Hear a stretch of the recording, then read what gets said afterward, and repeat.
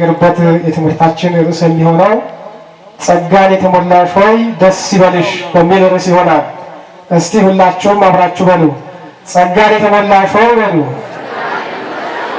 ደስ ይበልሽ እግዚአብሔር ከአንቺ ጋር ነውና። እንግዲህ በሉቃስ ወንጌል ምዕራፍ 1 ቁጥር 28 ላይ የምናገኘው ኃይለ ቃል ነው።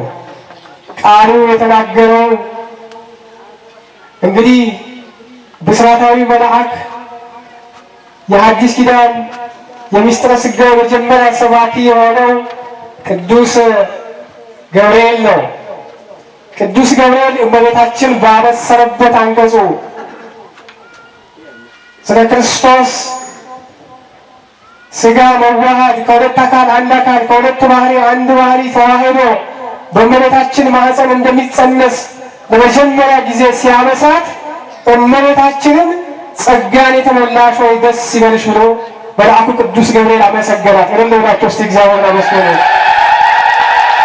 አዎ እመቤታችን ቅድስት ድንግል ማርያም በመላእክት አንደበት የምትመሰገን እናት ናት። ይሄ እናት ነው የያዝነው። እቺ እናት ነው ያለችን፣ መላእክት የሚያመሰግኗት። አዎ አበይት ነቢያትም ደቂቀ ነቢያትም ትንቢት የተናገሩላት፣ ሊቃውንት ያመሰጠራት፣ ሊቃውንት የዘመሩላት፣ ካህናት ዲያቆናት ያወደሷት፣ እያወደሷት እያመሰገኗት ያሉ ይህች እናት ነው ያለችን። ስለዚህ ለእመቤታችን ለመጀመሪያ ጊዜ መልአኩ ቅዱስ ገብርኤል አመስግኗታል። ጸጋን የተሞላሽ ሆይ ደስ ይበልሽ ብሎ ዛሬ ስለ እመቤታችን ስንዘምር፣ በማህሌት ስናገለግል፣ በቅዳሴ ስናገለግል ደስ ሊለን ይገባል። አይደለም እኛ የእግዚአብሔር መልአክን እመቤታችን አመስግኗታል። ስለዚህ እንግዲህ ትምህርቱ በጣም ሰፊ ነው። አሁን ምዕመናን ብዙ ሰው የተማረም ያልተማረም አለ፣ አስቸጋሪ ነው። እንግዲህ ዛሬ እመቤታችን ቅድስት ድንግል ማርያም ምን የተደረገችበት ቀን ነው? የተወለደችበት ቀን ነው። እመቤታችን ከስሟ ጀምሮ ትርጉሟ ብዙ ነው። ማርያም ማለት ማህደረ መለኮት ርግቤ ይቤላ ያ ያንቃዱ አቤኪ በምድር የሚጣፍጠው በጣም ጣፋጭ ምግብ ማር ነው። እመቤታችን ጣፋጭ ናት። ያም የሚባል ደግሞ ብሔረ ብፁዓን ያሉ አባቶች የሚመገቡት የሚጣፍጥ ምግብ አለ። ያም የሚባል በምድር ያሉ ምድራውያንም ስሟን እየጠሩ መንግሥተ ሰማያትን ይወርሳሉ። ዝክሯን እየዘከሩ በቃል ኪዳኗን እየተማመኑ የእግዚአብሔር መንግሥት ይወርሳሉ። እመቤታችን ጣፋጭ ናት። የመለኮት ማደሪያ ናት። አዎ እመቤታችን ቅድስት ድንግል ማርያም መላእክት ብቻ አይደለም ያመሰገኗት። አሁን ያሉ ዘማሪያን ብቻ አይደለም፣ ሊቃውንት ብቻ አይደለም፣ አባቷ ዳዊትም አመስግኗታል። በአንድ ወቅት ምን ብሎ ሰው ሁሉ እናታችን ጽዮን ይላል፣ በውስጧም ሰው ተወለደ። ሰው ሁሉ እናታችን ጽዮን ይላል፣ በውስጧም ሰው ተወለደ አለ። ሰው ያለው ክርስቶስን ነው። ለምን? ፍጹም ሰው ፍጹም አምላክ ስለሆነ፣ በተዋህዶ የከበረ ስለሆነ። ስለዚህ ቅዱስ ዳዊት እናታችን ጽዮን እንላታለን፣ ሰው ሁሉ እናታችን ጽዮን ይላል፣ በውስጧም ሰው ተወለደ አለ። በሌላ ቦታ ደግሞ በመዝሙር 47 ላይ ጽዮንን ክበቧት ይለናል። ጽዮንን ምን በሏት? ክበቧት። በዙሪያ በቅጥሯ ኑሩ፣ በአማላጅነቷ በቃል ኪዳኗ መክበር ስላለብን በብዙ ቦታ ስለ እመቤታችን ተጽፏል። በብዙ ቦታ በመጽሐፍ ቅዱስ በብዙ ቦታ ስለ እመቤታችን ተጽፏል። በተለይ ዳዊት ብዙ ቦታ ተናግሮላታል። ልዑል ማደሪያውን ቀደሰ፣ እንዳትታወክም እግዚአብሔር በመካከሏ ነው ይላል። እመቤታችን እግዚአብሔር ቀድሷታል። እንዳትታወክም እግዚአብሔር በመካከሏ ነው። መዝሙር 45 ቁጥር 4 ላይ 44 ቁጥር 9 ደግሞ እመቤታችን ለሰው ልጆች ብላ እንደምትቆም እንደምታማልድ ንግሥቲቱ በቀኝ ትቆማለች። ንግሥቲቱ በቀኝ ትቆማለች ይለናል። እመቤታችን እኛን ለማማለድ ለማስታረቅ ትቆማለች፣ በእግዚአብሔር ፊት ትቆማለች። ኢሳይያስም ስለ እመቤታችን ተናግሯል በጣም በሚገርም አገላለጽ። ትንቢተ ኢሳይያስ ምዕራፍ 1 ቁጥር 9 ላይ እግዚአብሔር አንድ ዘር ባያስቀርልን ኖሮ እንደ ሶዶምና እንደ ገሞራ በሆንን ነበር አለ። ያቺ ዘር እመቤታችን ቅድስት ድንግል ማርያም ናት። በአንድምታ አባቶች ሊቃውንት ሲተረጉሙት ያቺ ዘር የተባለችው እመቤታችን ናት። ዘር ባያስቀርልን እመቤታችን ባያስቀርልን ኖሮ እንደ ሶዶም እንደ ገሞራ በሆንን ነበር አለ። ቅዱስ ቄርሎስ ምን አላት? እርሱ በሥጋ ወለደችው፣ ስለኛ ሰው የሆነ እግዚአብሔር ቃል ወለደችልን፣ ስለዚህም ወላዲተ አምላክ እንላታለን አለ በሃይማኖተ አበው መጽሐፉ ላይ ቅዱስ ቄርሎስ። የሶርያው ሊቅ ቅዱስ ኤፍሬምም በብዙ ቦታ በተለይ በውዳሴ ማርያም ብዙዎቻችን ሊቃውንት ዲያቆናት እናውቃለን። በጣም ከገለጸው ብዙ ጊዜ አባቶች የሚጠቀሙት ምን ይላል? ከቅዱሳን ክብር የማርያም ክብር ይበልጣል። ከቅዱሳን ክብር የማን ክብር ይበልጣል? የእመቤታችን የቅድስት ድንግል ማርያም ክብር ይበልጣል። እንደውም ከመላእክትም ይበልጣል። ለምን? መላእክት እግዚአብሔር ሲያገለግሉ በሁለት ክንፋቸው ፊታቸው እየሸፈኑ በሁለት ክንፋቸው እግራቸው እየሸፈኑ እግዚአብሔርን በመንበሩ ቅዱስ ቅዱስ ቅዱስ እግዚአብሔር እያሉ ያመሰግኑታል። እርሷ ግን ያ የሚያቃጥለው መለኮት በማህፀኗ ተሸከመች። ስለዚህ ከመላእክት ትበልጣለች፣ ከመላእክት ትበልጣለች። አንድም በቀድሞ ዘመናት መላእክት በድለው ከሰማይ ወደ ምድር ወርደዋልና እሷ ግን ንጽሐ ሥጋ ንጽሐ ሕሊና ንጽሐ ልቦና ናት፣ ከመላእክትም ትበልጣለች። ለዚህም ቅዱስ ገብርኤል ጸጋን የተሞላሽ ሆይ ደስ ይበልሽ እግዚአብሔር ከአንቺ ጋር ነውና። እኛ እመቤታችን የምናከብራት የምንዘምርላት ዝም ብለን አይደለም፣ ዝም ብለን አይደለም። በዮሐንስ ራእይ ምዕራፍ 12 ቅዱስ ዮሐንስስ በራእዩ ምንድን ነው ያለው?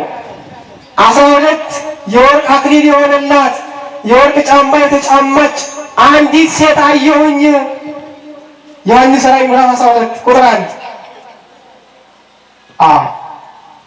በሰማይ አብርታ የወርቅ ጫማ ተጫምታ የምትኖር እግዚአብሔር ያከበራት እመቤታችን ቅድስት ድንግል ማርያም ናት።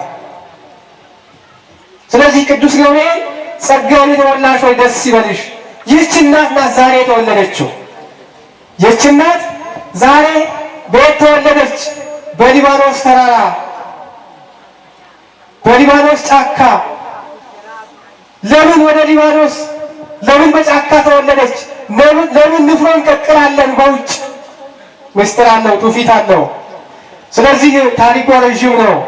ኢያቄምና ሐና መካን ነበሩ፣ ልጅ አልነበራቸውም።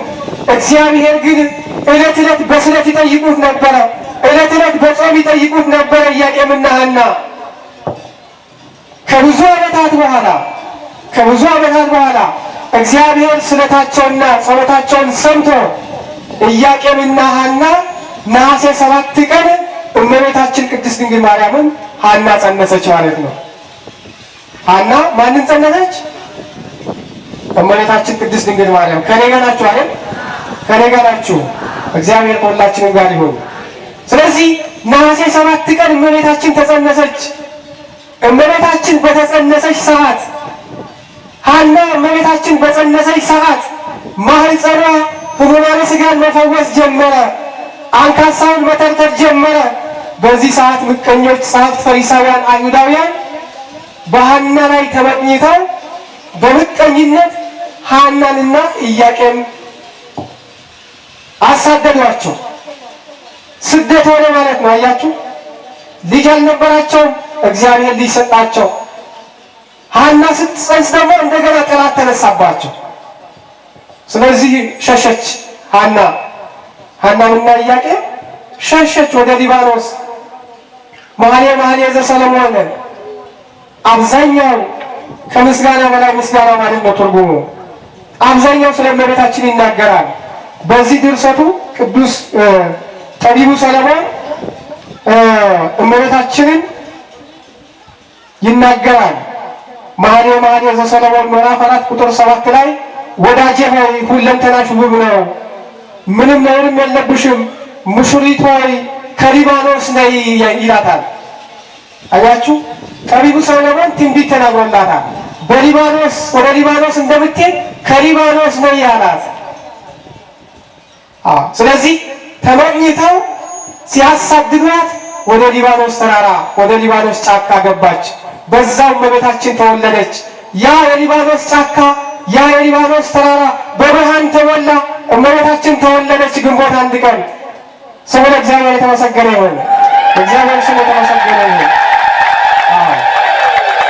አይሁድ ጸሐፍት ፈሪሳውያን ሊያቆሟት አልቻሉም። እመቤታችን እንዳትወለድ አያችሁ፣ ሰይጣን ለካ እመቤታችን ገና ከመወለዷ በፊት ስራ ይሰራባት ነበር ማለት እንዳትወለድ ማለት ነው። የእግዚአብሔር ኃይል ስለሆነ የእግዚአብሔር ፈቃድ ስለሆነ እግዚአብሔር ደግሞ ዓለም የሚያድነው የእመቤታችን ቅድስት ድንግል ማርያም ከስጋዋ ስጋ ከነፍሷ ነፍስ ነስቶ ከሁለት አካል አንድ አካል ከሁለት ባህሪ አንድ ባህሪ በፍጹም ተዋህዶ ዓለምን የሚያድነው እመቤታችን ከእመቤታችን በነሳው ስጋ ስለሆነ እመቤታችን ተወለደች ማለት ነው። እመቤታችን በዛሬ ዕለት ተወለደች። ስለዚህ በአካባቢ የነበሩ ሰዎች ንፍሮ እየቀቀሉ ወደዚህኛው ተራራ ወደዛኛው ጫካ ሊባኖስ ተራራና ወደ ሊባኖስ ተራራ ወሰዱ ማለት ነው። ለዚህም ነው ንፍሮ ውጪ ላይ የምንቀቅለው። በዛሬ ዕለት ውጪ ላይ የምንመገበው ይሄ ትውፊት አብነት አድርገን ነው እንጂ አንዳንዶች እንደሚሉት ባዕድ አምልኮ አይደለም፣ ባዕድ አምልኮ አይደለም። ስለዚህ ቤተክርስቲያናዊ ትውፊት አለ ማለት ነው። ስለዚህ ቅዱስ ገብርኤል ጸጋን የተሞላሽ ሆይ ደስ ይበልሽ አላት። ብዙ አባቶች አመሰገኗት። በአዲስ ኪዳንም አባታችን አባ ሕርያቆስን መመልከት እንችላለን። እመቤታችን ብዙ ጊዜ አባቶች ሊቃውንት አባቶች ካህናት ይሉታል፣ ልቦና የበጎ ነገር ናወጣ፣ ልቦና የበጎ ነገር ናወጣ፣ ልቦና የበጎ ነገር ናወጣ። እኔ ማርያም ውዳሴ እናገራለሁ በማብዛት አይደለም በማሳነስ ነው እንጂ ይልና አንቺ የኢያሱ ሐውልት ነሽ፣ አንቺ የዳዊት መሰንቆ ነሽ፣ የአቢናዳብ ሰረገላ ነሽ። ብዙ ምሳሌ ይመስልላታል አባ ሕርያቆስ። መጨረሻ ግን ምሳሌ ሲያጣ በመኑ በአምሳለ መኑ፣ በምንና በምን ምሳሌ እመስልሻለሁ። ያ ማለት ምን ማለት ነው? አንቺ ምሳሌ የለሽም ማለት ነው። እመቤታችን ምሳሌ የላትም፣ ምሳሌ የለሽም። በፍጥረት ከፈጣሪ በላይ ከፈጣሪ በላይ ከፈጣሪ በላይ ከፍጡራን ከፈጣሪ በታች ከፈጣሪ በታች ከፍጡራን ደግሞ በላይ ናት እመቤታችን ቅድስት ድንግል ማርያም። ለዚህም ነው ቅዱስ ገብርኤል ጸጋን የተሞላሽ ሆይ ደስ ያለሽ ጌታ ከአንቺ ጋር ነውና እግዚአብሔር ከአንቺ ጋር ነውና ብሎ አባቶቻችን ሊቃውንቱ ያሁን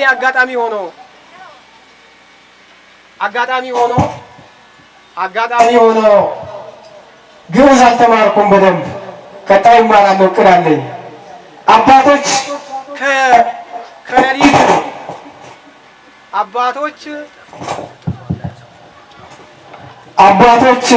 ከሌሊቱ 4 ሰዓት ጀምሮ እስካሁን ሰዓት ድረስ ከፍ ሲል ከዋዜማ ጀምሮ እመቤታችንን ከቆሙ ሳይቀመጡ ከጀመሩ ሳይጨርሱ አስቡት። ከትናንትና 8 ሰዓት ጀምሮ በእሷ ፍቅር ተፈጸመ ተስፋ አበው በማርያም ድንግል ወበቀራንዮ ተተክለ መድኃኒተ መስቀል። ከተሳሳትኩኝ ያረሙኝ አባቶች። ተፈጸመ ተስፋ አበው የአባቶች ተስፋ የአበይት ነቢያትን የደቂቀ ነቢያትን ተስፋ ያ የሚድኑበት ቀን የተፈጸመ ክርስቶስ በእመቤታችን ከእመቤታችን በነሳው ስጋ ከሁለት አካል አንድ አካል ከሁለት ባህሪ አንድ ባህሪ ያ በተዋህዶ በከበረ ስጋ በመስቀል በተሰቀለ ሰዓት ስለዚህ እመቤታችን ቅድስት ድንግል ማርያም አባቶች ሊቃውንት ያመሰግኗታል። አሁንም ዘማሪያን በዝማሬ ያመሰግኗታል። በቅዳሴ ካህናት ዲያቆናት ያመሰግኗታል። ለምን? አብነታችን ነቢያት ነው። አብነታችን መላእክት ናቸው።